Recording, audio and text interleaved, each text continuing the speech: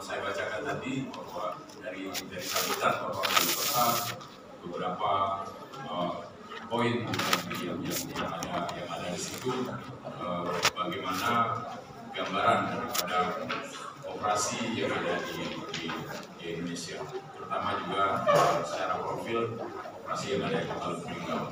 Bagaimana tadi saya sampaikan, total operasi yang tercatat di Kota Lubuk Linggau itu 227 operasi, tapi yang aktif 125 operasi, masih 50%. Yang lainnya hanya kurang lebih mati suri. Bapak Ibu sekalian, kalau kita lihat dari sisi regulasi, sebenarnya operasi ini cukup kuat. Operasi itu sudah ada regulasi didukung oleh Undang-Undang Dasar, ada undang-undangnya jelas. Ya, operasi itu adalah suatu ekonomi nasional. Ya. Tapi dalam perkembangannya, kalau kita menganalisis kelemahan, kekuatan, peluang dan tantangan, masih banyak sisi kelemahan yang bisa kita perbaiki. Di samping sebenarnya koperasi punya sisi kekuatan, peluang dan tantangan yang cukup besar untuk tumbuh, terutama di Indonesia. Pertama itu dari segi aspek akar budaya. Semua orang Indonesia kalau ditanya koperasi pasti tahu apa itu koperasi, tahu, minimal pernah dengar. Tetapi kalau kita lihat dari satu sisi, misalnya saya lihat dari sisi keanggotaan, umum koperasi di kita itu biasanya komunitas, ya kan, biasanya komunitas. Jadi koperasi itu belum secara umum, dia biasanya komunitas. Jadi kalau ibarat saya katakan itu tidak lebih dari arisan, biasanya komunitas biasanya.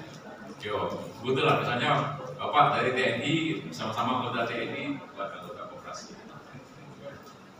Kemudian juga misalnya ada beberapa, katakanlah misalnya petani, ya, yang sadar butuh bantuan ini, mereka bentuk koperasi. Jadi basicnya komunitas. Dan juga karena basicnya komunitas, artinya keanggotaannya itu minim. Kalau koperasi pegawai negeri Kota Lubuk Linggau, ya potensi anggotanya bisa 4.000, ya kan, besar. Tapi sayangnya koperasi Cindai Kesuma milik pemerintah Kota Lubuk Linggau mati suri. Beberapa waktu yang lalu audiensi dengan Dewan, waktu itu saya masih menjabat kepala dinas koperasi, saya beri tantangan, Pak, waktu itu ada anggota DPR yang menanyakan bagaimana perkembangannya koperasi Cindai. Saya katakan kondisi sekarang tidak baik-baik saja. Tapi kalau diberikan kepada saya, saran saya satu, saya bilang, bebankan koperasi pengelolaan Cindai Kesuma itu kepada dinas koperasi. Itu yang paling ideal. Kenapa? Nah tadi, kembali ke tadi Pak, menjadi pengurus koperasi itu insentifnya udah ganti. Nah, jadi yang mau jadi anggota, yang menjadi pengurus koperasi ini, yang memang betul-betul relawannya, rela dan melawan, istilahnya itu kan, benar kan? Gak ada insentifnya Pak. Sedangkan ya apapun namanya jenis kegiatan, itu pasti butuh operasional. Kalau kita masukkan insentif pengurus koperasi, boleh ikut. Masa pengurus koperasi tapi tak gaji? Padahal sebagai manusia yang umum wajar ya kalau kita mengeluarkan jasa, artinya ada insentif. Ya, walaupun mungkin disesuaikan dengan satu dari basic keanggotaan yang minim. Akhirnya, ya contoh aja misalnya, semua orang kenal koperasi, tapi tidak semua orang minat menjadi anggota koperasi. Nah ini tantangan yang ke depan yang bisa kita eksplor, bagaimana koperasi itu tidak hanya soko guru perekonomian nasional dalam artian regulasi, tapi benar-benar mengakar di masyarakat. Bagaimana masyarakat kita bisa punya kebanggaan menjadi anggota koperasi. Dan yang selanjutnya itu adalah dari sisi pengembangan usaha. Karena basicnya komunitas, biasanya usahanya pun satu, tunggal. Umum ya, umum biasanya tunggal. Coba kita lihat sini. Koperasi mana yang kegiatan usahanya lebih dari satu? Coba, angkat tangan. Ya, satu cuma kan. Bagaimana yang lain? Padahal kalau kita lihat dari manajemen modern, hampir tidak ada perusahaan besar yang namanya perusahaan itu punya kegiatan cuma satu. Itu bukan karena mereka tamak atau apa, itu punya prinsip, Pak. Karena apa? Namanya life cycle sebuah usaha tidak mungkin grafiknya itu linear naik, nggak mungkin. Pasti akan ada naik turun, minimal dia berbentuk parabola. Jadi dia akan naik, terus nanti akan mengalami titik puncak dan akan turun. Suatu ketika akan naik lagi, biasanya seperti itu, seperti parabola. Kalau kita buat grafik, akan berpola seperti itu. Dan ini bagaimana mengatasi pola naik turunnya sebuah usaha, kristalisasi. Ya, mungkin kita sering dengar konglomerat, orangnya konglomerat. Kegiatan usahanya disebut konglomerasi. Contoh misalnya grup Lipo itu hampir semua usaha dia punya. Lipo di Lingkam aja kita lihat, dia punya retail, dia punya anak kapaknya lagi, ini nih, ya pengecernya, ya kan. Retailnya dia punya hypermart ini nanti, hypermart itu tidak kita beli juga, Pak, barang dia tetap laku. Apa? Indomaret Alfamart itu ngambil barang dia juga, kan gitu kan. Kristalisasi usaha ini sangat membantu mendorong sebuah usaha.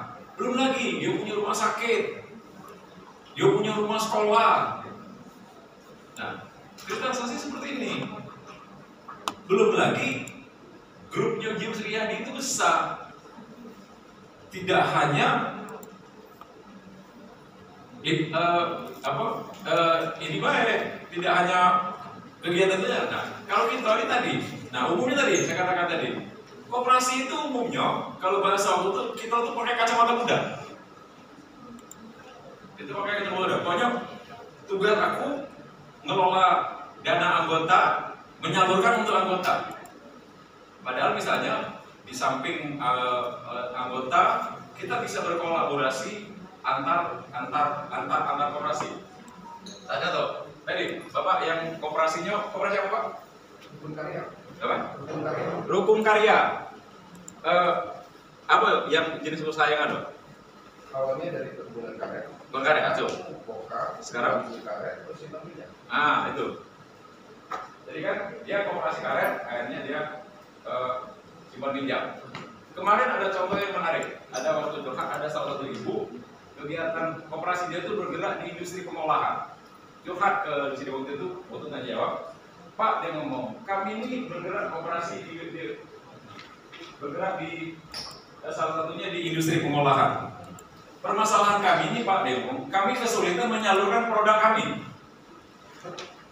Sebenarnya kan bisa antar. Kebetulan kemarin itu ada salah satu koperasi yang bergerak di bidang retail, ada koperasi 212.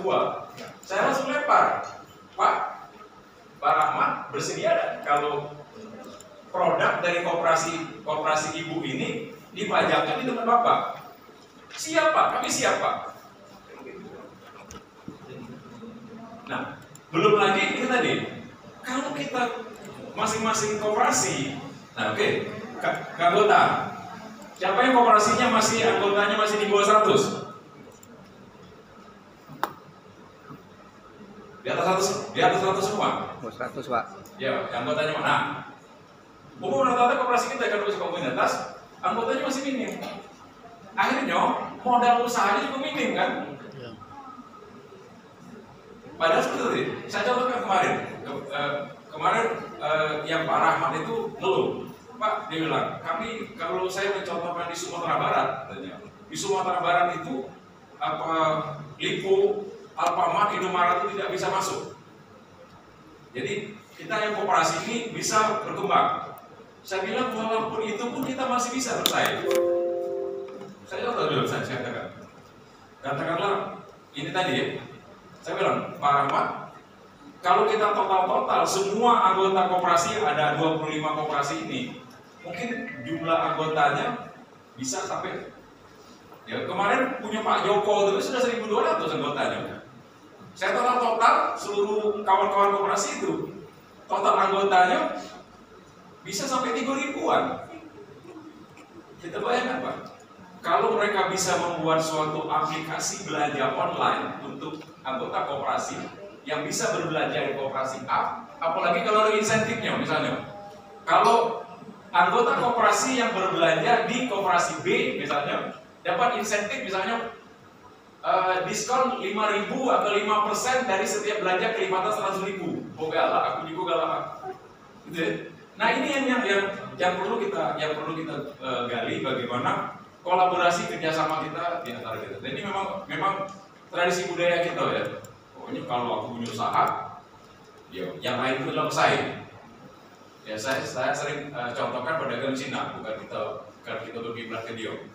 Toko-toko Cina, terutama kalau kita belanja di Glodok, di Mangga Besar itu, ada kalau di kios itu Pak, cuma paling 2 kali 2. Kita tanya barang apa tidak pernah dia nolak, tidak ngerti barang tidak pernah. Paling dia ngomong, Pak, Bapak bisa datang nanti kurang lebih 1 jam lagi. Kami cek dulu di gudang. Bahasanya biasanya seperti itu. Gudang mana Pak?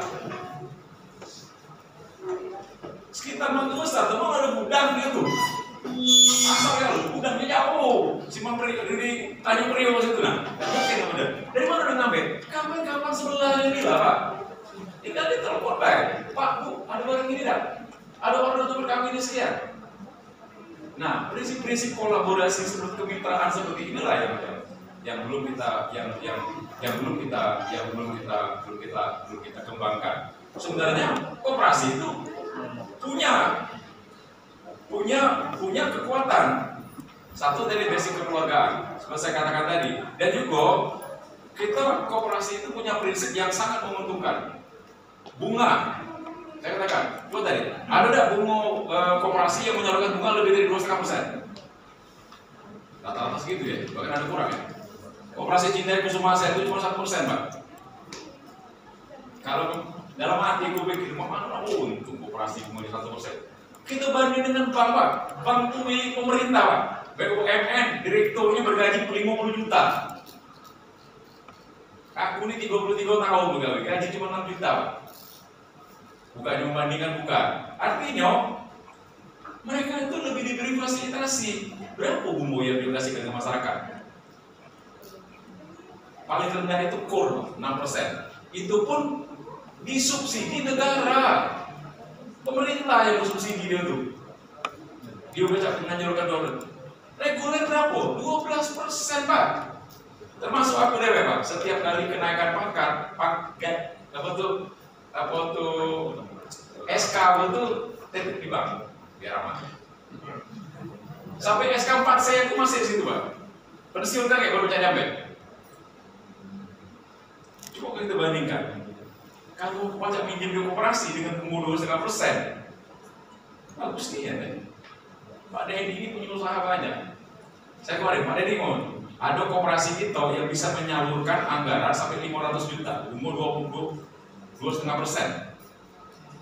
Aku nyengok mamponya sudah mulai, wah, keluar kata wahnya. Loh, itu keunggulan koperasi kita Pak. Keunggulan koperasi sebenarnya. Nah, di situ juga jadi kelemahan. Karena koperasi menyalurkan 2,5%, tidak mungkin koperasi pinjam bank. Koperasi pinjam KUR, bunganya 6%. Nak nyalurkan ke anggota berapa? Gitu kan? Nah, satu-satunya cara adalah ini yang pemerintah harus peduli. Ya, kalau dunia koperasi itu. Saya ya sebagai yang dulu pernah jadi pimpinan koperasi, terakhir saya dorong lagi Pak, saya bilang.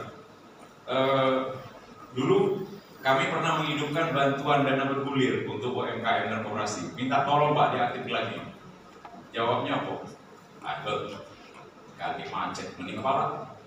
Karena memang dilematis seperti itu Pak. Kami dulu saya 2003 pemerintah kota terbentuk itu sudah ada dana bergulir untuk UMKM. Dana bergulir UMKM itu pelabuhannya kecil, cuma sampai paling tinggi 10 juta. untuk dana berkoperasi itu bisa 100 juta. Tapi itu tadi Pak, mungkin karena pikirnya duit negara, banyak lagi yang balik ke kayaknya adalah. Jadi pemerintahnya serba salah.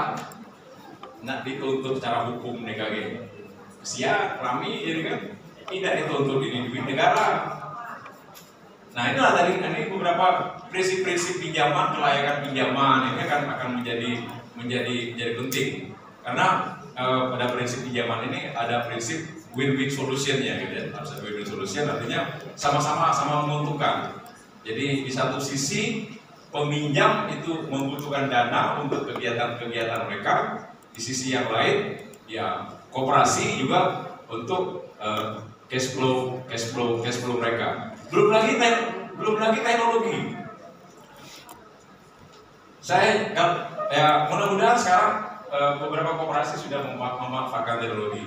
Waktu 2003, 2005 tiap kali pinjaman koperasi itu Pak terlihat sekali. Kalau kita mengajukan itu menyodor ke pembukuan itu buku itu masih baru loh. Jadi yang cash flow, data anggota itu kelihatannya yang baru dibuat. Padahal kan kita sekarang semuanya bisa memanfaatkan teknologi. Nah, sekarang saya tanya dulu, ada nggak anggota koperasi kita yang sudah memanfaatkan sistem Android untuk administrasi keanggotaan kita, baik dari data anggota, keuangan, belum ya? Padahal semuanya bisa dibuat sistem aplikasi secara Android, berbasis Android. Jadi anggota koperasi kita bisa download aplikasi itu. Dia bisa memonitor secara ini laporan bulanan kita segala macam, termasuk kalau kita ada simpanan berapa saldo pinjaman kita, pinjaman itu kan sudah sekarang. Kemarin untuk bulan lalu saya ikut pelatihan koperasi, malah di situ saya satu-satunya kepala dinas. Saya memang pengen ikut. Malah yang kepala dan koperasi provinsi kaget. Bapak asisten 2 Pak, iya kok mau ikut? Padahal yang dia lain. Tapi karena saya dulu pernah juga, saya pengen tahu. Ternyata situ. Jadi beberapa prinsip teknologi itu sudah didikan. Kemarin juga salah satu narasumbernya itu ada dari namanya Sakti grupnya itu. Dia menawarkan beberapa sistem aplikasi yang bisa diterapkan di koperasi. Salah satunya yang menarik buat saya itu dua tadi. Satu, sistem keanggotaan yang berbasis Android.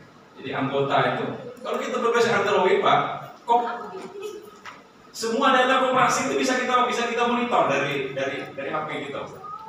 Jadi anggota koperasi itu benar-benar merasa memiliki koperasinya, gitu kan?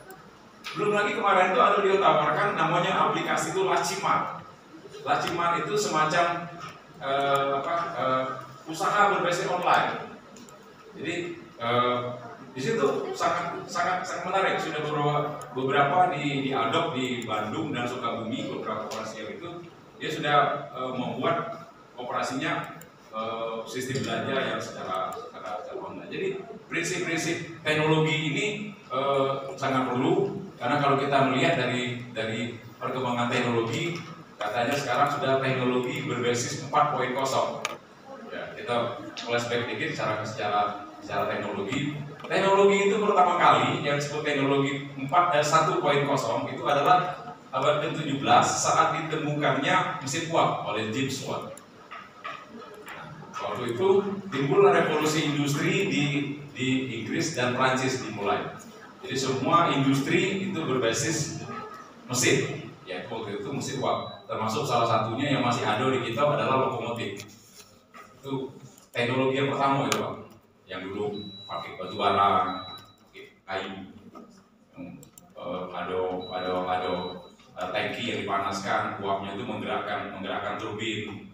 Itu prinsip teknologi yang pertama, teknologi 1.0. Teknologi yang kedua itu 2.0 itu ditandai dengan ditemukannya listrik oleh Thomas Alva Edison. Mulai yang tadinya berbasis mesin uap semua berubah menjadi berbasis mesin listrik. Kemudian periode berikutnya begitu ditemukannya elektronika, kita sudah mengenal radio, kita mengenal TV, itu adalah teknologi berbasis elektronika. Dan itu selaras dengan itu, ekonomi dan industri pun bergerak selaras dengan itu. Nah, yang terakhir adalah teknologi berbasis internet. Kita belum selesai, Pak, teknologi berbasis internet. Saya kata tadi, kita menerapkannya dalam sistem administrasi itu pun belum. Mungkin pembukuan keanggotaan itu masih manual, ya, masih catat di pulsa, gitu ya. Padahal itu bisa dibuat dalam bentuk Android, Pak.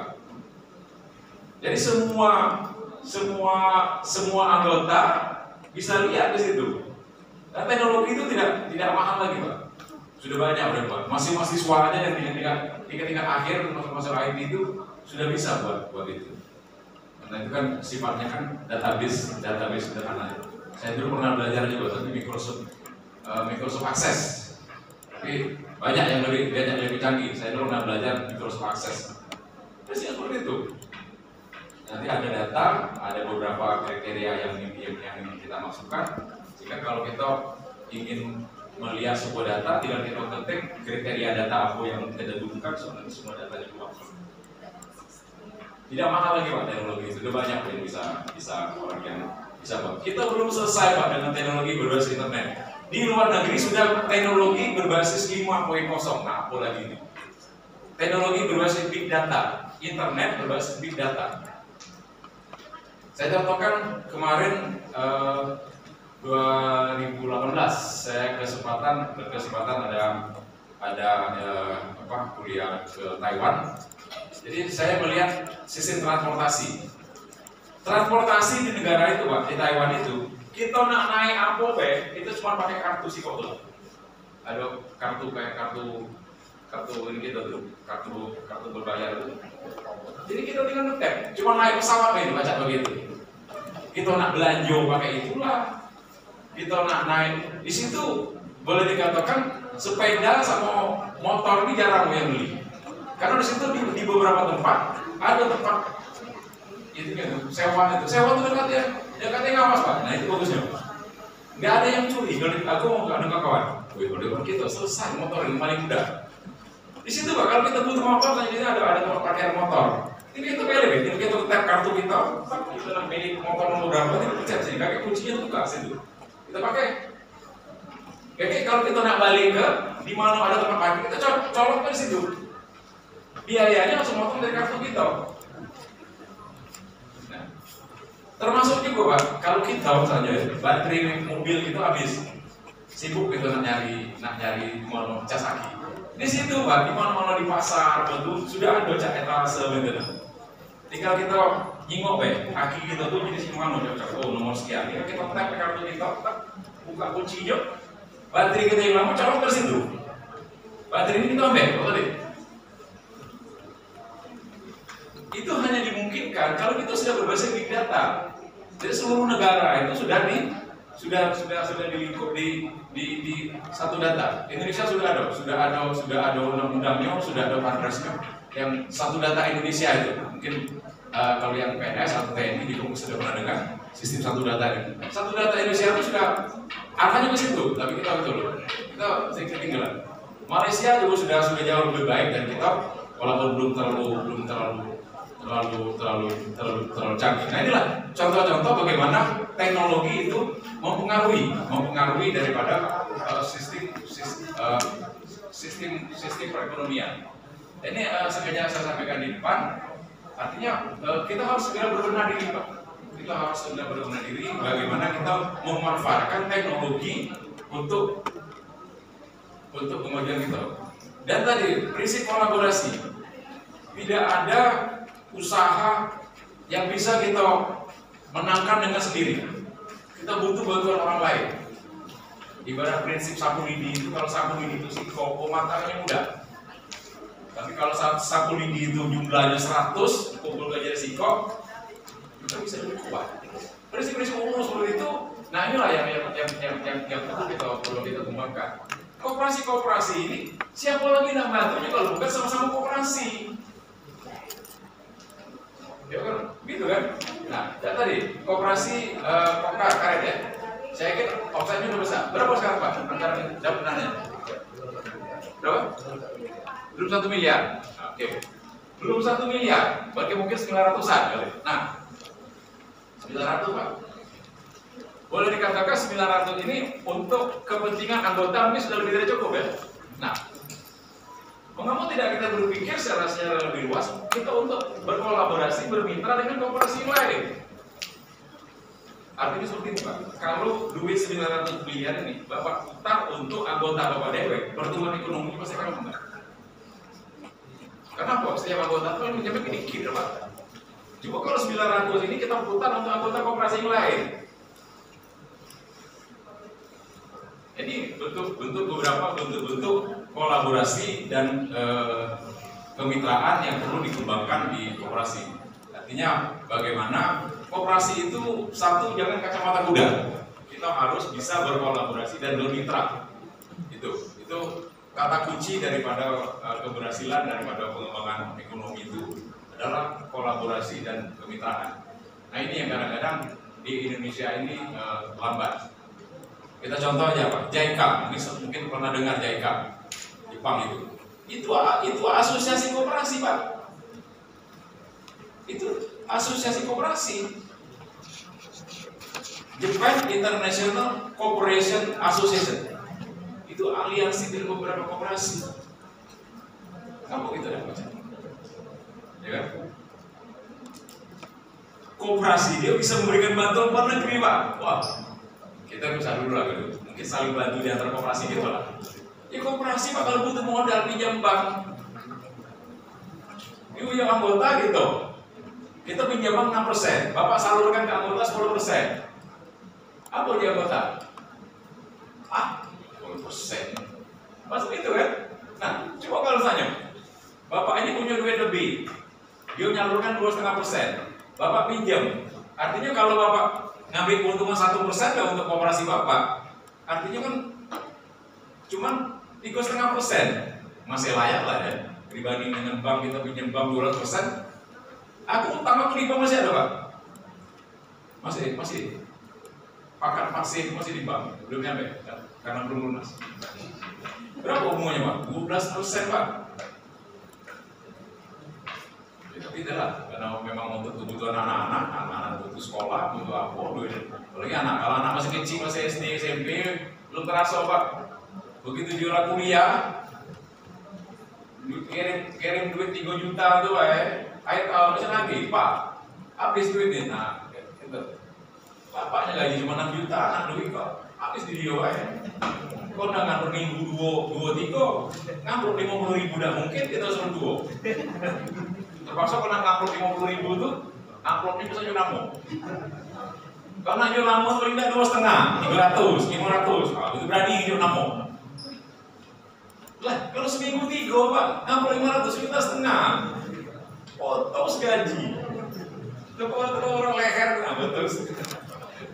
Nah, kita masuk ke coba yang sebelum tadi kita tadi.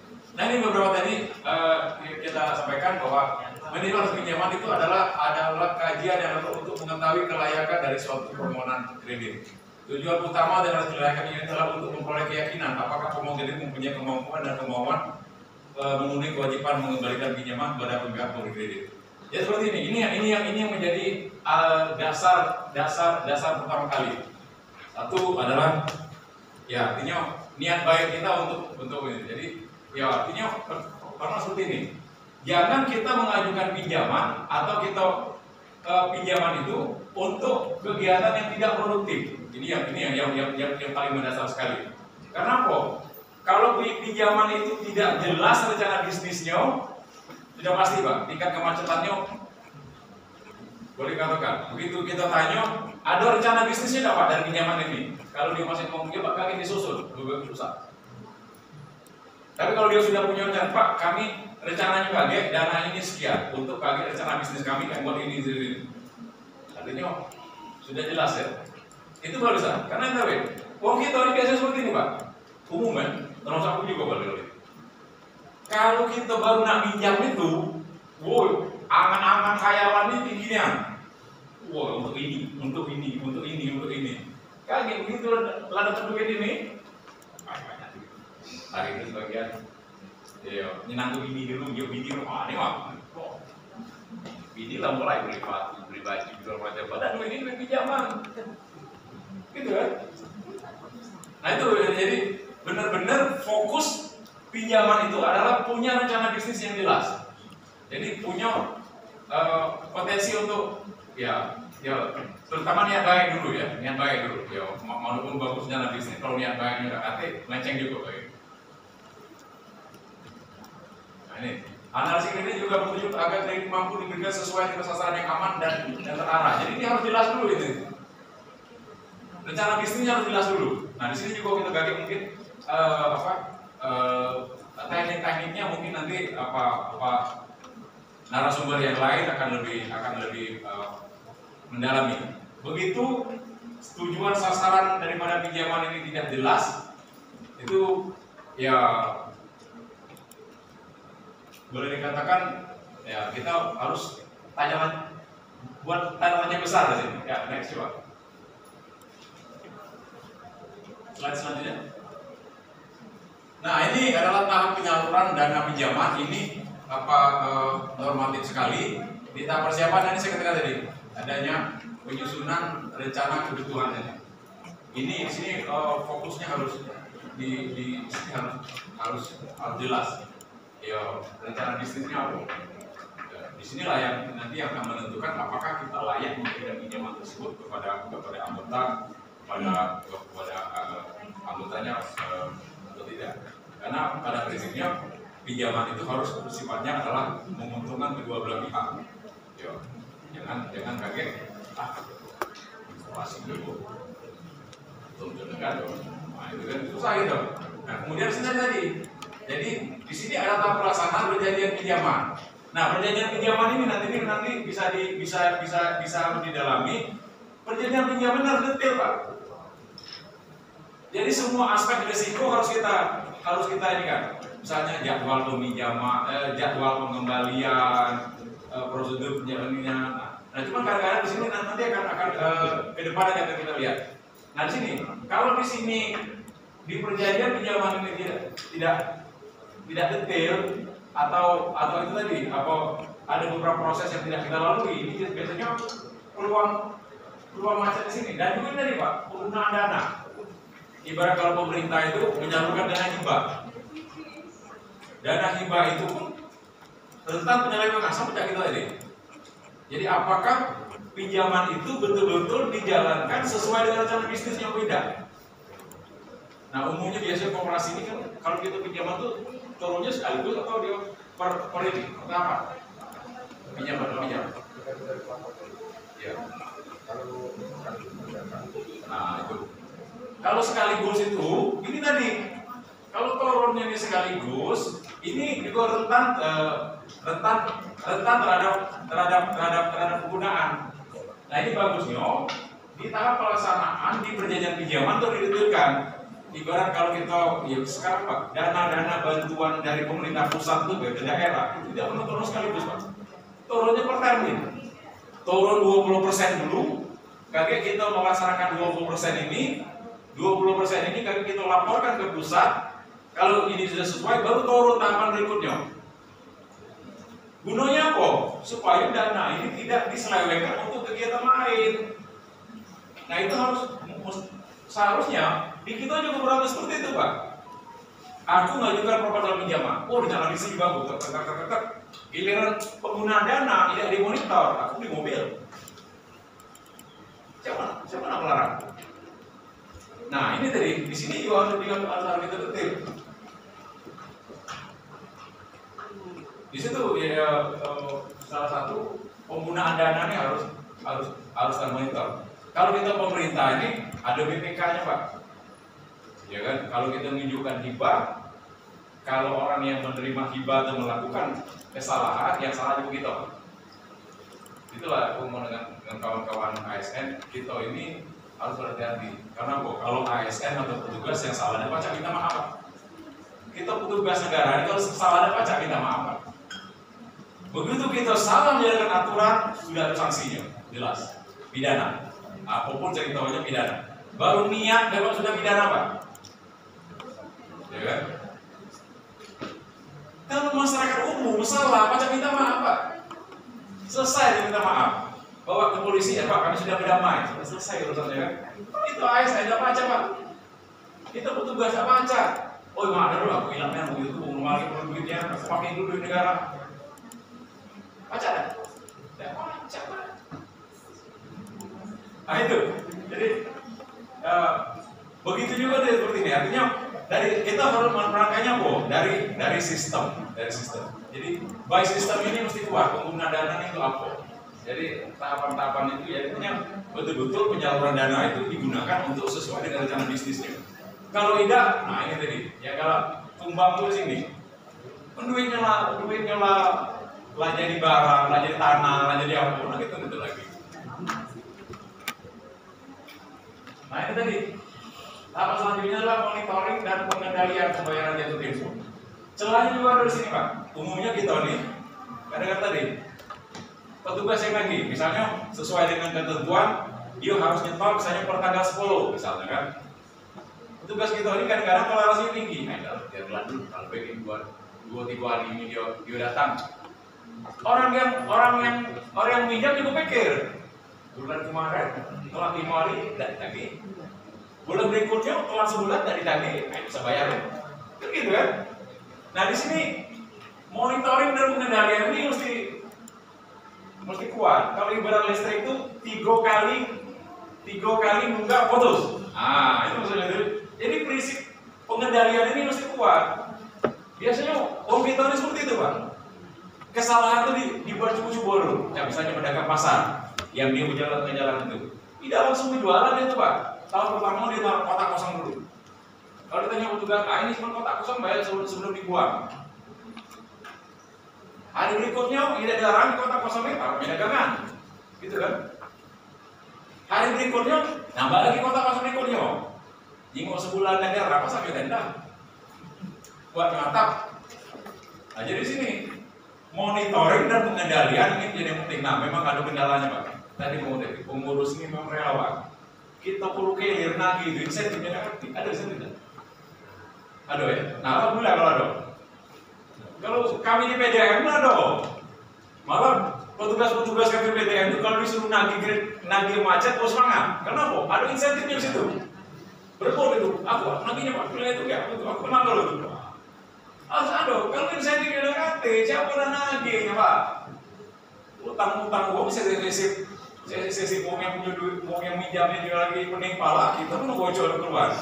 Apa udah jadi gini, nah, kalau kita kan insentif belakang ini kita nak belagu, mau bapak TNI ini berani nanti kami mana, itu contoh itu. Nah di sini yang menjadi penting. Dan yang selanjutnya tadi rapat organisasi, rapat anggota, pengurus dan pengawas. Nah ini di perangkat organisasi ini dari artinya seperti tadi. Yo di tingkat organisasi kita harus punya sistem yang baku. Yo itu bahasanya itu deteksi dini yo. Kita sudah tahu mestinya by system. Nah itulah menangnya kalau kita berbasis komputer ya. Jadi begitu lihat di laporan udah tahu oh si A ini jatuh tempo dengan sekian. Kan bisa kita lihat siapa yang penagihnya. Kalau kita berbasis manual susah Pak. Nah di pelotak ini harus dikong, gitu kan? Nah ini jadi kadang-kadang kita juga harus bisa bagaimana dan saya pengalaman dulu masih sering menyalurkan pinjaman koperasi dulu. Gimana Pak? Data-data ini di tingkat organisasi ini struktur organisasi segala macam itu kalau nak ngajukan pinjaman baru dibuat. Ada barang baru dibuat. Kalau bahkan itu ada baru keluar baru ditempati mawar. Gitu kan. Baru saat itu lah dibuat. Mudah-mudahan yang koperasi sekarang tidak lagi ya. Jadi kalau dikunjungi koperasi minimal laporan pembukuannya ya berbasis jelas. Kalau 2003 2005 dulu ya kita biasa kali tahu Pak, cuma sekali itu bukuan tuh. Buku ini baru kemarin dibeli buku ini. disusun ditulis tangan hari itulah. Kejimuan. Nah ini jadi di tingkat perangkat manajemen ini harus sudah ini karena apa? Istilahnya itu decision maker itu di sini. Decision maker itu di sini, penggeraknya itu di sini. Yang selanjutnya adalah langkah strategis untuk pengendalian pinjaman. Jadi kita harus punya langkah-langkah atau pendekatan atau trik-trik memano apa namanya itu pengendalian pinjaman itu supaya artinya bisa menguntungkan kedua belah pihak. Jadi langkah-langkah daripada penyaluran pinjaman ini step by step memang harus punya kriterianya. Nah, masing-masing kriteria kayak didalami lagi kepada narasumber kita yang lebih teknis, saya mungkin secara makro. Nah, umumnya kita orang Indonesia ini excuse-nya itu tinggi, ya kan? Excuse-nya itu tinggi. Kayak malah macam gitu. Padahal tadi dengan kita biasakan dia nunggak itu mereka tuh nunggak itu saya ada sanksi, gitu ya. Kayaknya kan jauh lebih berani, bisa dibayar. Alasan ganti duit, nah itu kan. Jadi secara setiap tahapan ini itu masing-masing punya persyaratan dan kriteria. Nah, ini harus betul harus kita. Ya, next coba berikutnya.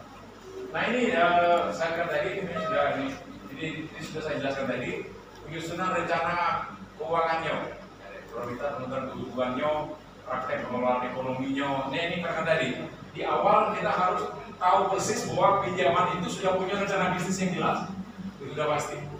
Kalau ini tidak punya, nggak selesai. Oke, habis gitu. Kalau tidak habis, ya barangkali ya kan. Ini juga akhirnya dari sini dituangkan ke sini, gitu kan? Tulisan tujuan penggunaan dana yang nanti saya katakan tadi tujuan penggunaan dana ini harus kegiatan yang sifatnya produktif. Kalau dia sifatnya pinjaman konsumtif, ya selesai. Ya kan? Pasti itu. Ada konsumtif, siapa nama lagi? Gaji dia bela minus. Ya kan? Kemudian ini jumlah dana yang diajukan. Jumlah yang dana yang diajukan ini, sesuai dengan kapasitasnya. Ya kan? Kalau gaji aku 6 juta, artinya kekuatan pengembalian aku paling seperti itu. Artinya angsuran per bulan itu tidak lebih dari 2 juta, itu ideal. Kadang-kadang kita ini diakali loh, di sini minjam angsuran 2 juta, lagi di situ minjam angsuran 2 juta, angsuran yang ini. Dan dilaporkan, tidak tahu ya, ujung-ujungnya gaji 6 juta, tapi soal langsung di 3 tempat. Itu sarannya karena apa? Sama kan angin ya bang, kan otomatis macet kayak barang ini lagi. Nah ini kadang-kadang di sini jumlah dana yang diajukan itu juga harus menjadi poin penting, disesuaikan dengan kemampuan pinjaman. Jadi kita bisa lihat tadi dari praktek pengelolaan ekonominya ini prospeknya seperti apa, keuntungannya seperti apa, pengembaliannya seperti apa, juga ditunjang oleh kegiatan usaha-usaha yang lain. Jadi harus jelas. Jadi penyusunan RKK-nya kemudian dituangkan dalam pinjamannya. Next. Nah ini tadi di tahap pelaksanaan yang saya katakan tadi, bahwa tahap pelaksanaan ini harus detail sifatnya, mulai dari penulisan surat pinjaman, kelengkapan ketegasan aturan dan sanksi, kemudian spesifik barang jaminan yang barang jaminannya apa gitu kan, dan pastikan jaminan itu bisa diuangkan kalau dia macet. Kalau jaminan itu masih punya waris keluarga misalnya kan tidak baca mana. Nah, ini jadi di sini harus di tahapan pelaksanaan ini kita harus detail, mulai dari penerimaan dana. Nah ini penerimaan dana ini kalau saran saya alangkah baiknya kita buat dengan internet, tidak terlalu sekaligus. Kalau dia pinjaman, kalau dia kawan-kawan kita di TNI ini akan lebih mudah problemnya macam gaji kan. Nah, kalau yang lain dana turun sekaligus, sehari-hari dia udah punya gaji, potong dari mana gitu. Artinya trik-trik strategi itu harus kita pikirkan bagaimana kita harus menjamin bahwa penyaluran dana itu betul-betul dilaksanakan sesuai dengan kebutuhannya, tidak untuk kegiatan-kegiatan lain yang tidak sesuai dengan rencana bisnis yang di awal. Dan juga itu harus terurai di kontraknya, mesti jelas. Ya, bila perlu ada tahapan terminnya, misalnya 20%. Setelah 20% ini dipertanggungjawabkan, dia berhak atas 30% berikutnya. Misalnya. Begitu 30% berikutnya ini baru kaget penyalurannya bisa. Gitu. Pemerintah pusat kan juga bantuan ke pemerintah daerah juga termin sekarang Pak. Itu aja termin sekarang. Dana DAP itu termin kalau itu. Dibuat per termin, kita menanggung 20%. Kaget kalau dari pelaksanaan itu 75% daripada 20% sudah kita laksanakan, sudah kita laporkan, baru kita berhak mengajukan tahap kedua. Gitu. Sudah tertuang, jadi sudah by system, sudah dibuat kerangkanya, artinya secara bertahap itu bisa dimonitor dan laporan. Begitu Kak, bisa lakukan untuk apa? Kita bisa. Tadi termasuk di penggunaan pinjaman. Penggunaan dana tidak sesuai dengan tujuan pinjaman, penggunaan dana tidak efektif. Jadi saya kata tadi, artinya di penggunaan dana ini kontrol itu yang paling penting. Jadi kita yang meyakinkan bagaimana pinjaman itu benar-benar disalurkan sesuai dengan RKK yang di awal. Next. Nah ini saya katakan tadi tahap monitoring dan pengendalian. Tahap monitoring pengendalian ini ada dua kriteria. Satu, pembayaran angsuran dan bunga pinjaman, kemudian jatuh tempo pinjaman. Nah ini tadi saya katakan tidak dilakukan monitoring. Artinya begitu dananya turun, ya sudah kita nunggu dia balik, tidak dibalik juga, tidak kita monitor, tidak kita tanya, ya selesai. Ditanya belum tentu membayar Pak. Ditanya juga biasanya minta tempo. Pak, Senin depan ya Pak? Kayak Senin depan ya Pak? Senin depan nggak bisa bayar. Apalagi kalau tidak diminta sama sekali. Nah tadi termasuk adalah ingkar janji. Ya biasa ini. Ngomongin Indonesia itu kalau soal alasan itu bisa keluar 1001 alasan. Nah atau ini tadi kegagalan usaha. Nanti juga artinya dalam pengendalian harus detail. Ini kan ada risiko kegagalan usaha. Kalau dia usahanya gagal, bagaimana tidak penanganannya? Ini harus betul-betul sesuai dengan kegiatannya. Kita sebelum deh. Nah ini. Kemudian jadwal penagihan. Nah ini jadwal penagihan itu ini sesuatu yang kadang-kadang kalau kita tuh ya kalau jadwal penagihan itu tidak tentu ya adalah udah nagih. Nah, jadi jadwal penagihan ya atau tadi hubungan peminjam dengan petugas kurang baik. Yo, sudah pasti artinya tadi strategi. Jadi yo kita ini artinya bagaimana kita petugas itu bisa mengambil sikap atau sikap yang humanis sehingga sisi penagihan ini tidak berupa teror. Ya, kalau kita pinjaman online kan naik teror ya Pak, debt collector itu. Karena prinsipnya seperti itu. Dia berusaha mengganggu keamanan kita sehingga kita merasa terganggu, kita berpikir daripada gue diganggu terus aku bayar lah. Nah, tapi koperasi kan tidak Pak. Nah disitulah sebenarnya salah satu keunggulan kita koperasi, karena koperasi itu kan dia berbasis kekeluargaan. Kalau kita pinjam online, macet sehari Bang, pinjaman online itu seluruh kontak HP gitu tuh disebar gitu loh.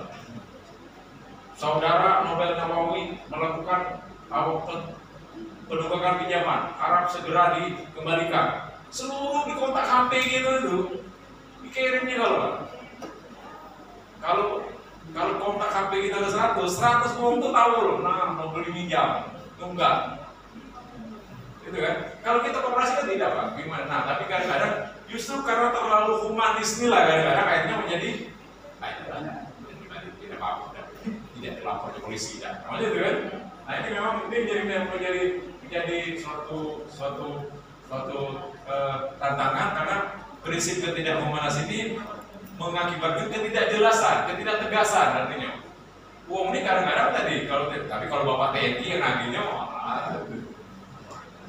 pasti kan, itu dia tegak bersenjata itu payahlah juga.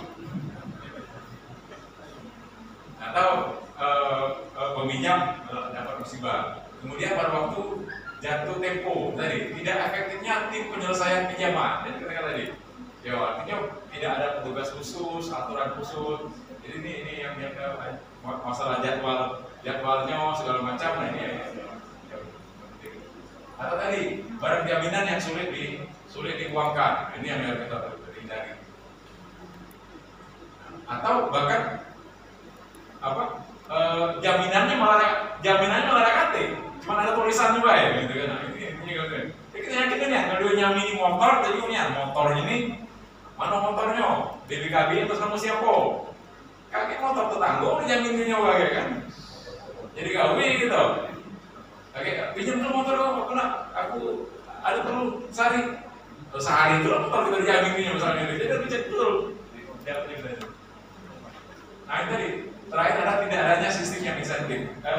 Tidak adanya sistem insentif. Tadi insentif menjadi penting. Jadi dari kamu di PDAM dulu, yo kalau untuk kita rapat, oh ini ada tunggakan bulan ini sekian. Oh semangat Pak yang biru lagi ini. Kenapa? Ada tunjangannya. Nah itu yang dipikir. Walaupun tidak besar, tapi ada insentif. Kalau tidak tadi, yo relawannya gitu. Itu nagih risiko lagu dengan uang insentif ada kate. Tidak tertagih kita diomeli. Siapa nak nagihnya? Aja itu berapa? Aku mau maaf aku ada bertuah tapi yang lain kan. Akhirnya kan berbeda bagaimana? Ya next.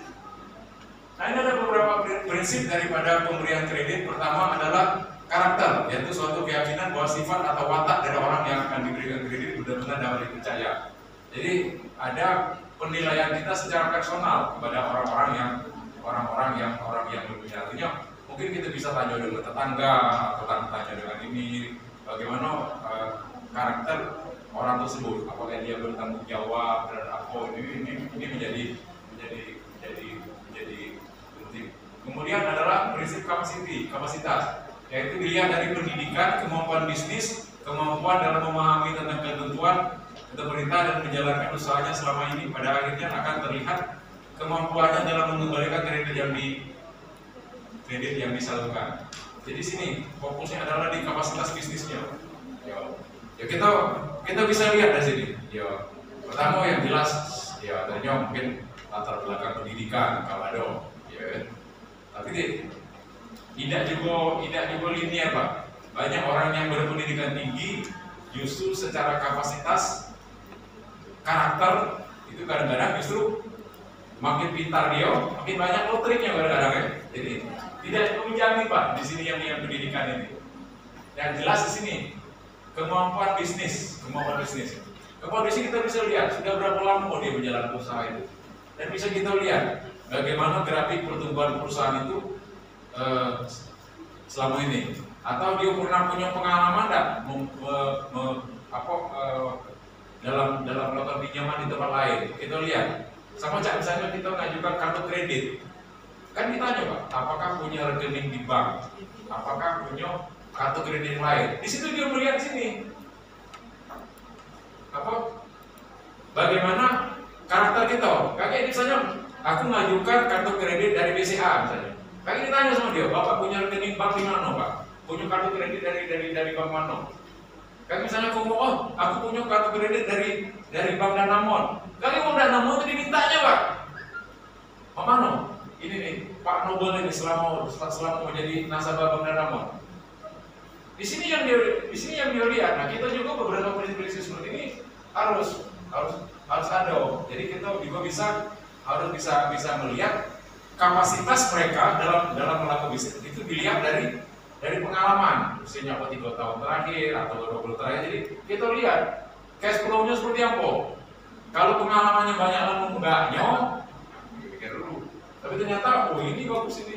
Ternyata lancar, kalau kami lancar. Nah, ini yang penting.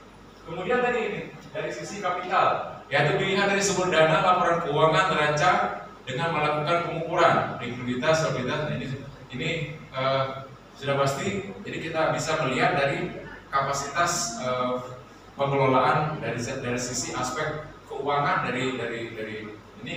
Kalau ini kan kalau yang minjam itu berbeda hukum. Kalau dia orang per orang mungkin ya kata gitu belanja di rumah, kata gitu udah buat neraca cash flow berarti kan. Tapi sini, tapi artinya ini bicara kalau dia misalnya pinjaman itu atas nama perusahaan, kita bisa lihat dari sisi aspek finansialnya. Kemudian kolateral, yaitu merupakan jaminan yang diberikan calon nasabah baik yang bersifat fisik maupun non fisik. Jaminan hanya melebihi jumlah kredit. Nah, ini tadi ini tadi jaminannya. Nah, ini juga kadang-kadang jadi problem. Kadang-kadang beberapa pinjaman itu karena saking takutnya nunggak, akhirnya pinjaman itu jadi terasa memberatkan. Seperti ada beberapa skim pinjaman, seperti misalnya umumnya dari perbankan, itu mewajibkan punya sertifikat rumah atau tanah. Aku sering ngomong, Pak, kalau UMKM ini punya rumah, punya tanah, bersertifikat, tidak minjem bank dia. Iya kan? Uangnya bedek, saya uangnya, gitu kan? Jadi, nah ini kadang-kadang menjadi dilematis. Di satu sisi kita ingin memastikan bahwa kredit jaminan yang diagunkan itu lebih dari dua kredit. Nah dulu pertama kali waktu saya di Perindak atau dana bergulir, pinjamannya cuma 10 juta, tapi jaminannya harus sertifikat. Akunannya nilainya 200 juta, pinjamnya 10 juta, ngapain? Gitu kan? Artinya juga harus ini gitu bisa kan, artinya minimal setara lah. Jadi supaya tidak ada juga beberapa skim yang dulu Profesor Yamin yang Bangladesh dulu yang mendapat hadiah Nobel itu, dia mencetuskan pinjaman yang bersifat tanggung renteng, sehingga jaminan itu bisa sebenarnya beberapa orang melakukan pinjaman atas nama kelompok. Jadi jaminannya itu aku nyamin motor, aku nyamin ini. Yang penting bahwa dia tanggung renteng. Kalau macet sih kok, berarti semuanya gitu. Itu bisa jadi solusi. Kalau untuk jaminan misalnya tidak mencukupi, dia bisa tanggung renteng. Jadi misalnya penyaluran pertama, semuanya arisan jadinya. Penyaluran pertama oleh siapa, tagihan pembayaran dari orang yang pertama disalurkan untuk orang yang kedua, begitu juga selanjutnya. Nah begitu juga, kalau ada salah satu yang macet, ini tanggung renteng, yang lain juga tanggung jawab. Tanggung jawab mengembalikan angsurannya, juga tanggung jawab kalau anggunannya disita, kalau macet sama sekali. Itu mungkin beberapa prinsip seperti itu bisa kita hadap. Nah kemudian adalah kondisi, dinilai dari kondisi ekonomi dan politik sekarang dan di masa yang akan datang, serta prospek usaha dari sektor yang ia jalankan. Terutama ini perlu kehati-hatian, kita lihat juga kondisi perekonomian atau kondisi sektor usaha dia. Terutama dalam waktu COVID kemarin, ya kan? Waktu COVID kemarin itu misalnya kita di Linggau itu selama COVID kemarin itu usaha makanan dan restoran itu turun sangat tajam. Kalau dia mengajukan basicnya itu adalah misalnya untuk restoran makanan, kita lihat dulu. Dibanding dengan kondisi ini, kemana? Nah, ini kita sesuaikan ya. Next. Nah, kemudian ini penilaian kredit dengan analisa 7P. Ini prinsipnya hampir sama dengan yang tadi. Personality ini selaras dengan yang prinsip karakter tadi, yaitu artinya menilai nasabah dari sisi kepribadian. Jadi karakter orang itu bisa dilihat. Saya Pak Dedi nggak pinjaman, kita bisa tanya dengan kawan-kawannya. Secara personal Pak Dedi ini seperti apa? Nah, ini juga akan penentuan. Nah, kemudian parti atau bagian mengklasifikasikan nasabah ke dalam klasifikasi tertentu berdasarkan modal, loyalitas serta karakternya. Jadi kita punya kelompok-kelompok, ini kelompok ini kelompok usaha ini kelompok usaha ini untuk kebutuhan ini, karena itu akan menentukan berapa besar kelayakan pinjaman kita. Kalau basicnya misalnya pinjaman pribadi, ya usah itu pinjamnya. Kalau dia baliknya, kata kalau dia ini kegiatannya jelas, cash flow-nya bagus, ini mungkin bisa besar. Nah ini gunanya kita membuat pembagian pengelompokan daripada pengelompokan daripada peminjam. Kemudian pembayaran payment merupakan ukuran bagaimana cara nasabah mengembalikan kredit yang telah diambil atau dari sumber mana saja dana untuk kredit ini perlu. Ya, kalau kami pegawai, kalau kita pegawai ini kan kalau mengajukan pinjaman ditanya sumber-sumber penghasilan lain selain dari gaji apa? Itu bisa dilihat, punya usaha ini, punya rumah atau rumah sewa atau apa. Jadi kita bisa melihat apa sumber-sumber dana untuk pengembalian itu menjadi poin yang penting. Kemudian profitability-nya, keuntungan untuk menganalisis bagaimana kemampuan nasabah dalam mencari laba. Apa akan sama atau akan semakin meningkat, apalagi dengan tambahan kredit yang diperoleh. Ini akan lebih mirip dengan analisa macet. Jadi ini hanya beda ini aja. Profitability ini lebih kepada kita melihat ke kondisi. Jadi bagaimana profitability dari perusahaan itu dilihat dari kondisi yang ada. Apakah usaha dia ini punya prospek dan kalau bakal prospeknya ini nurun, kita artinya kita harus bisa berhati-hati. Atau profitability kita bisa lihat dari data perusahaan itu misalnya 3 tahun terakhir atau berapa bulan terakhir kan bisa dilihat tuh kemampuan keuangannya. Nah ini dari kemudian dari situ adalah dari tujuan nasabah dalam mengambil kredit, termasuk jenis kredit yang diinginkan. Nasabah apakah modal kerja, investasi, konsumtif atau produktif lainnya. Jadi tadi prinsip hati-hati artinya kita akan usahakan seminim mungkin untuk kebutuhan yang konsumtif. Kalaupun untuk biar konsumtif, ya misalnya aku mengajukan pinjaman, kita nyetor apa? Untuk simpanan untuk anak sekolah, perlu ya. Tapi itu kan sifatnya juga untuk konsumtif. Nah kita mesti lihat dulu, tanya, kakek baliknya dari mana? Aku aja, baliknya dari gaji pak, gaji aku sekian, bagian sekian. Nah itu. Kalau dia kegiatan produktif, kita bisa lihat bahwa kegiatan itu profit atau tidak. Nah itu kan. Kalau dia sifatnya konsumtif, kita tanya, dari mana kembalinya? Gitu kan? Kalau kita yang pegawai lemah, udah bingung gajinya seberapa, dipotong berapa, jelas kan? Kalau tidak, lah pengangguran minjam konsumtif puluh, nah selesai misalnya ditagih dia udah marah gitu kan? Tidak ditagih kita udah marah, nah itu masalahnya. Itu masalah gitu. Dan tadi ini kemudian adalah prospek, gitu. Ini agak mirip ini. Jadi ada kita lihat prospek usahanya seperti apa, profitnya seperti apa. Kemudian yang terakhir adalah prinsip proteksi. Bagaimana menjaga agar usaha dan jaminan mendapatkan perlindungan berupa jaminan barang atau orang atau jaminan asuransi. Ini bisa kita jadikan misalnya ini dalam prinsip-prinsip asuransi. Bisa juga artinya seperti ini. Yang prinsip asuransi ini kalau kita pinjaman dana pensiun itu kita bisa mengajukan pinjaman melebihi dari kita. Kakek itu tadi sebagian itu diangsur dari gaji kita, sebagian itu saja berapa? 30% itu dijamin oleh asuransi. Jadi kita biasanya prinsip seperti itu. Ini bisa kita lakukan ini. Di perbankan sudah mulai ada ini. Jadi ada beberapa asuransi yang berani melakukan subsidi pinjaman. Jadi misalnya 30% itu dijamin oleh asuransi. Jadi artinya itu asuransi itu ditutupi oleh asuransi dulu. Nah, itu pihak bank yang kontrak dengan asuransinya. Jadi kalau kalau seandainya misalnya si peminjamnya meninggal, artinya peminjam tidak dibebani lagi akan angsuran. Jadi ahli warisnya tidak dibebani hutang.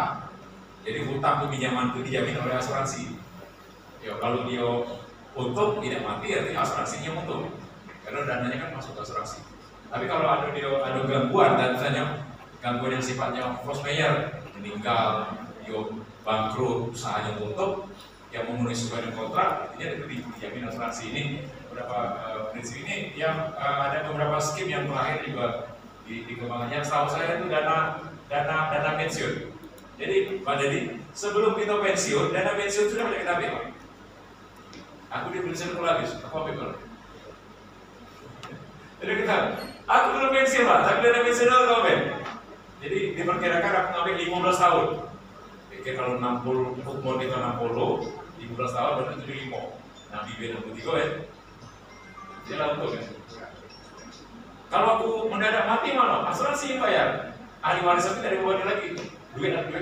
Duit pensiun tak sudah aku ambil. Nah, ini beberapa prinsip daripada pengembangan dari proteksi. Ya, mungkin ini bisa suatu ketika nanti bisa kita eksplor apakah di sini bisa diterapkan di hubungan operasi kita atau di segi pinjaman. Ya, next. Ini langkah-langkah strategis pengendalian pinjaman. Ada dari yang tahap yang terakhir tadi ya. Tahap kelima tadi ada langkah-langkah pengendalian pinjaman. Ini tadi pola kebijakan pinjaman yang akurat dan jelas. Artinya tadi dikatakan tadi di tahap pelaksanaan di sisi kontraknya harus detail. Ya, kebijakan pinjamannya seperti apa, penyalurannya seperti apa, pelaksanaannya seperti apa, monitoringnya seperti apa. Jadi ini harus jelas. Kemudian tim pengendali pinjaman yang bermasalah. Artinya tadi, kalau struktur organisasi yang pengendalinya tidak jelas strukturnya, kemana lagi dari sisi yang saya tadi aspek organisasi dari organisasi baik pembukuannya sudah ada benar, mau lagi.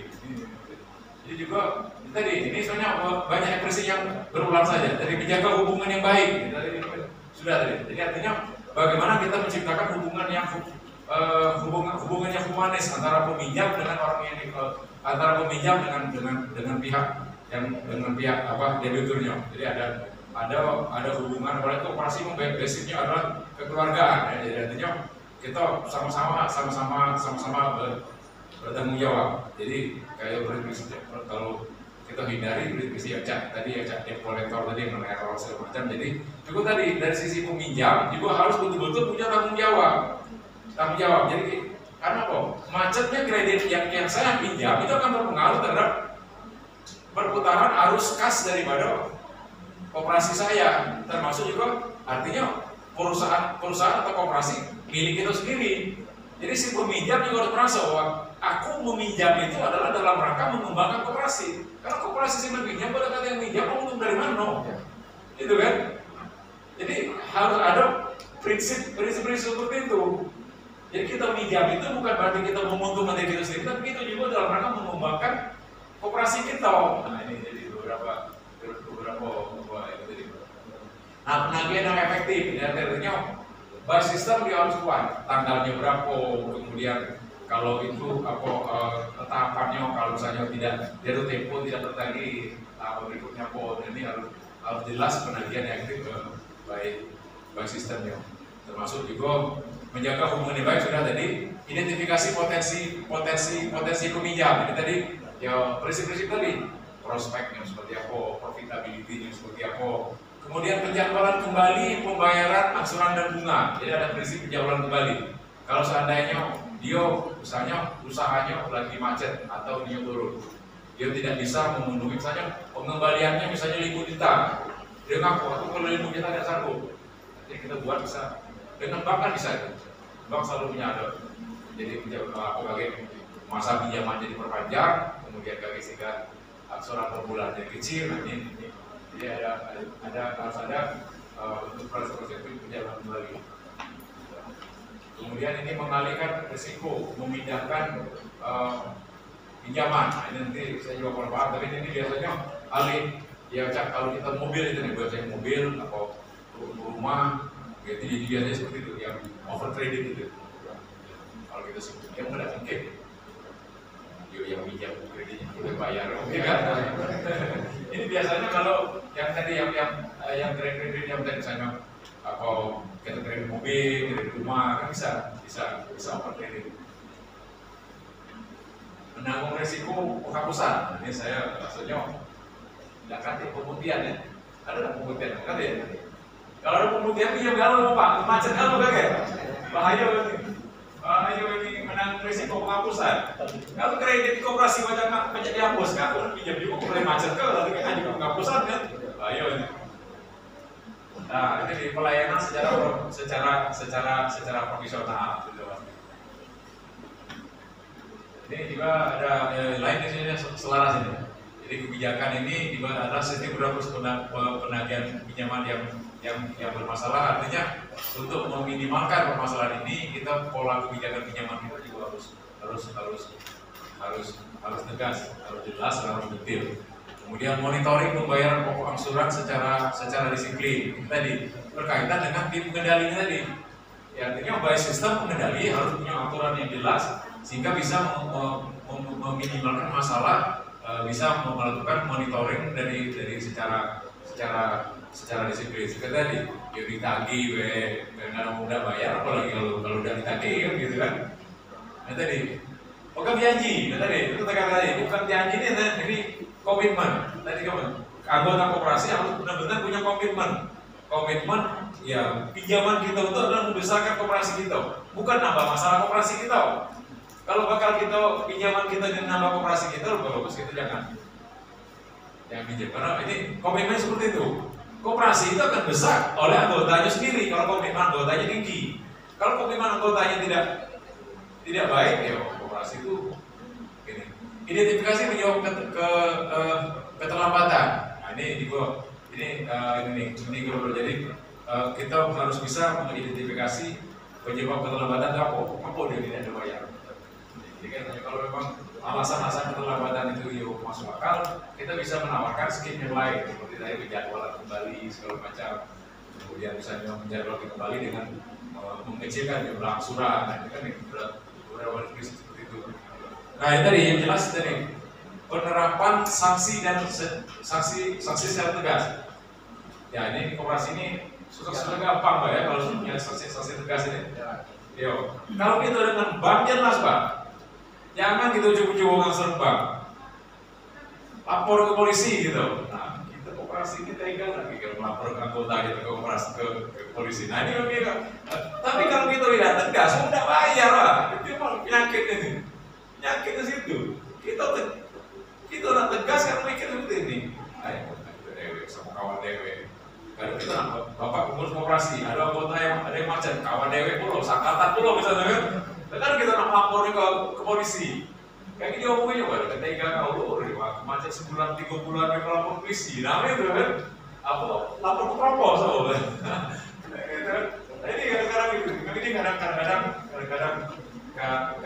Nah ini tadi juga tadi yang kamu tadi. Ini bisa kita membuat sistem yang tanggung renteng. Ini pertama kali ini muncul yang Profesor Yamin yang dari Bangladesh itu, yang dapat hadiah Nobel itu. Dia membuat prinsip-prinsip distribusi yang prinsip tanggung renteng ini.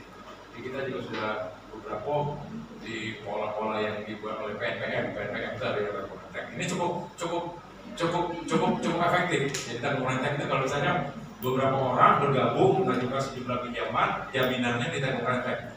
Oh yang ini nyumbang TV, yang ini nyumbang koperasi, ini nyumbang ada yang ke motornya, misalnya kan. Yang ini nggak ada yang ke aponya, gitu. Sehingga jaminan itu bisa memadai untuk menutupi. Nah ini juga kotanya jelas juga dengan renteng ini. Kemudian melakukan likuidasi jaminan. Nah, intinya kita harus yakinkan bahwa jaminan itu bisa diuangkan. Kayak dia menjamin ternyata masih warisan keluarga, dia banyak diuangkan, resiko tuh gitu. Nah ini, ya next.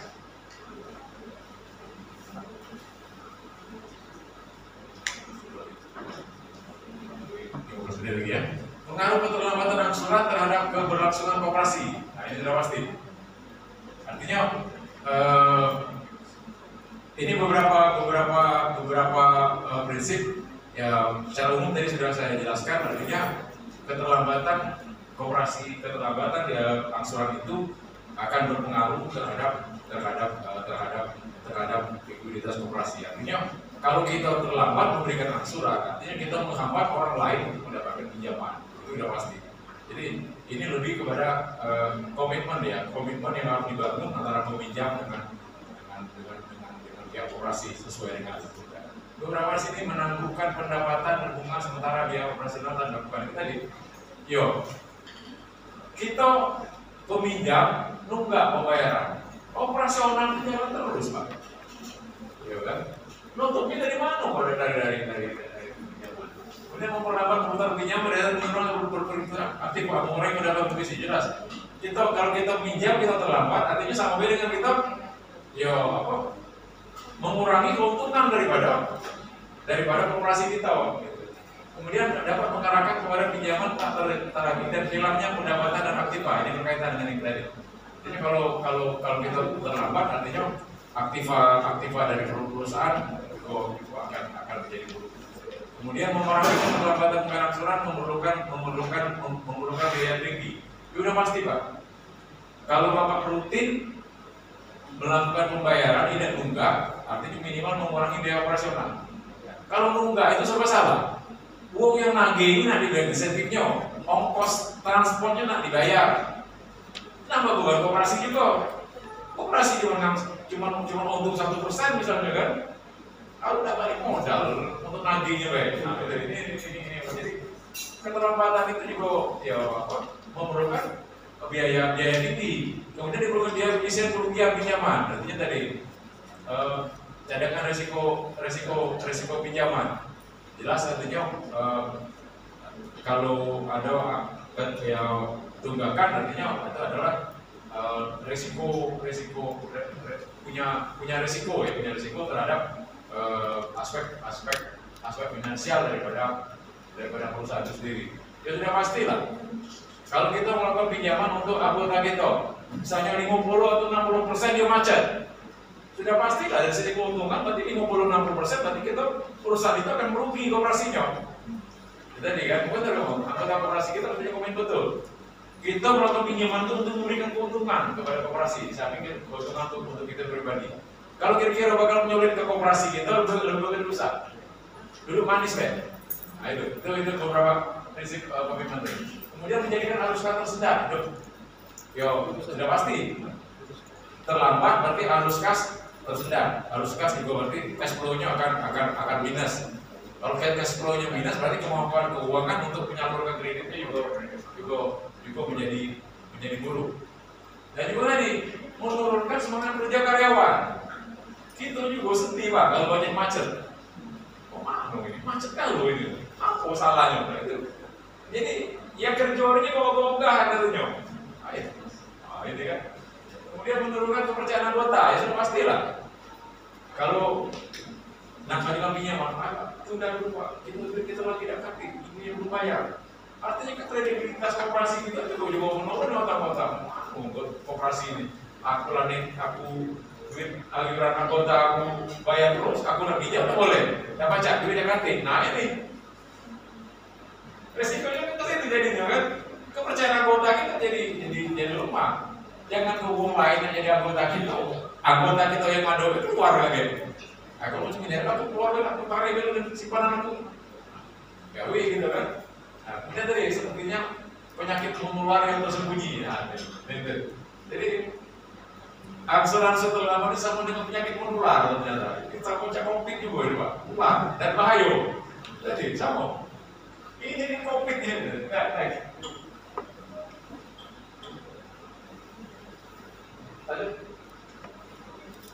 Nah ini sebenarnya hampir sama. Penyebab keterlambatan pembayaran angsuran pinjaman ini beberapa permasalahan sebenarnya hampir sama saja dengan tadi ya. Tidak dijalankan kegiatan monitoringnya, tidak ada jadwal yang secara baik secara sistem penagihan yang baku, kemudian tidak ditarik pada waktu penagihan, tentunya tidak sesuai jadwal, dan ini kan merupakan potensi-potensi keterlambatan. Ketidakcermatan, nah ini yang paling penting, ketidakcermatan dalam melakukan analisa pinjaman. Jadi analisa pinjaman kita itu harus dicermatkan tadi, dari personality-nya, dari prospeknya, dari profitability-nya, itu kita harus jelas. Jadi kita harus bisa yakin betul kalau kita sebagai penilai, kita harus bisa merekomendasikan yang benar kepada koperasi kita, sehingga koperasi nanti tidak dirugikan. Jadi analisa pinjaman ini merupakan poin yang penting. Mudah-mudahan kalian nanti bisa didalami dengan narasumber kita bagaimana profesionalitas dari seorang analisa pinjaman. Ini menjadi penting. Di bank juga nih, yang petugas analisa pinjaman ini biasanya dia sifatnya orang-orang yang dipilih itu orang-orang yang punya multi talenta. Bahkan di situ anggotanya punya multidisiplin. Ada yang SE, ada yang SH, ada yang insinyur, biasanya seperti itu. Yang analisa pinjaman ini biasanya profilnya seperti itu. Seperti tadi, karena apa? Untuk menilai analisa suatu pinjaman itu membutuhkan beberapa aspek dari beberapa sudut pandang. Kalau diperlukan mereka menerima dari semua jurusan. Kalau dia misalnya pinjaman dia banyak untuk yang konsumsi, pasti dia merekrut tenaga-tenaga yang punya basic engineer, misalnya yang tahu soal konstruksi. Yang lain tadi, tidak adanya sanksi dalam kebijakan pembayaran. Ada sanksi bongkar ada macet, kalau ada sanksi gitu kan. Nah sini. Kemudian keterlambatan penagihan tadi, nagihnya lambat, ditagih tidak dibayar, kalau tidak ditagih, kalau tidak adanya perencanaan sasaran kerja. Nah, tidak adanya perencanaan kerjanya tadi ini lebih kepada di awal. Perencanaan pengajuan RKK-nya, kemudian pelaksanaannya sesuai dengan sasarannya sesuai dengan perencanaannya, ini menjadi penting. Jangan sampai proposalnya kemana, pelaksanaannya kemana. Nah ini juga harus menjadi penting. Tidak jelasnya pembagian tugas, ini berkaitan dengan tata laksana organisasi tadi. Kemudian tidak adanya sistem insentif yang menarik. Ini sudah banyak berulang-ulang saja sudah jelaskan.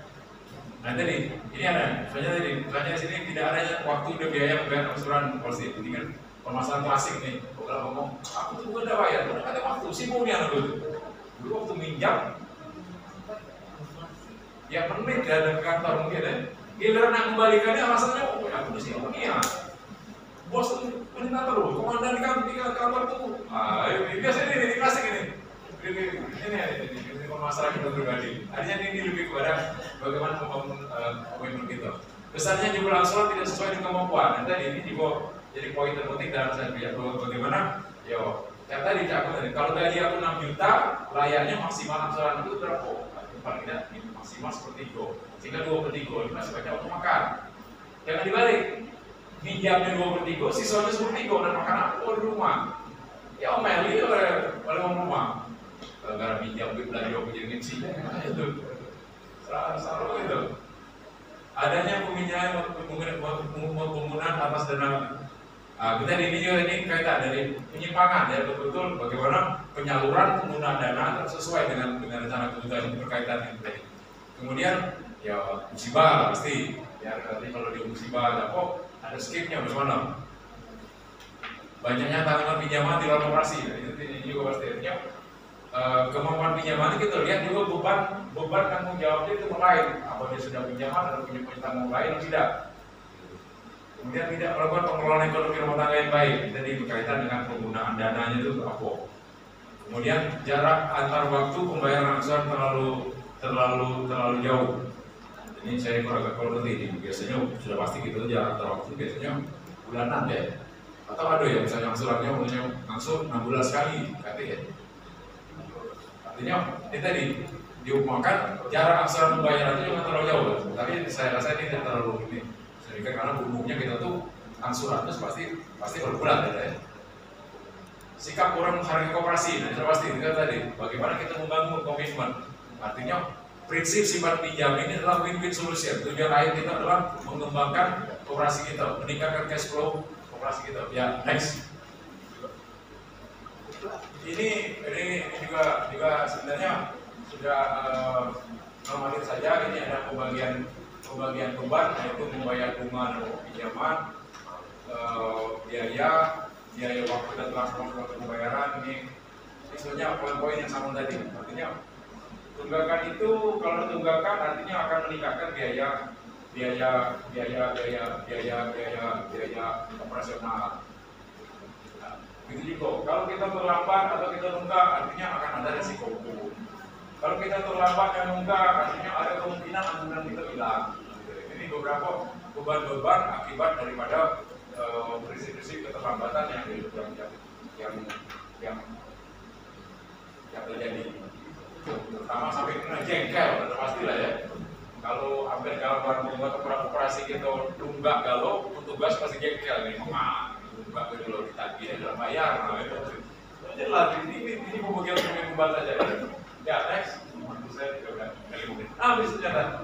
Terima kasih. Itu beberapa prinsip-prinsip kehati-hatian dalam melakukan pinjaman koperasi. Saya harapkan mudah-mudahan nanti keluar dari pelatihan ini kita bisa menjadi analis pinjaman yang andal.